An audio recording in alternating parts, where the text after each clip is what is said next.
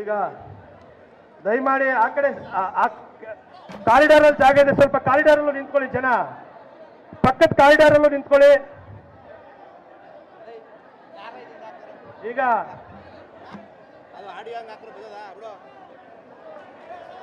ಈಗ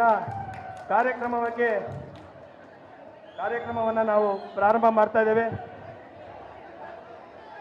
ದಯಮಾಡಿ ಅಭಿಮಾನಿಗಳು, ಕಾರ್ಯಕರ್ತರು ಸ್ವಲ್ಪ ಆ ಕಡೆ ಕಾರಿಡಾರ್ಗೆ ಹೋಗ್ಬೇಕು. ನೀವು ಕಾರಿಡಾರ್ಗೆ ಹೋಗ್ಬೇಕು. ದಯಮಾಡಿ ಮೇಲ್ಗಡೆ ಬಾಲ್ಕನಿಲೂ ಅವಕಾಶ ಇದೆ, ಮತ್ತೆ ಹೊರಗಡೆ ಕೂಡ ನೋಡ್ಲಿಕ್ಕೆ ಅವಕಾಶ ಮಾಡಿಕೊಟ್ಟಿದ್ದೀವಿ.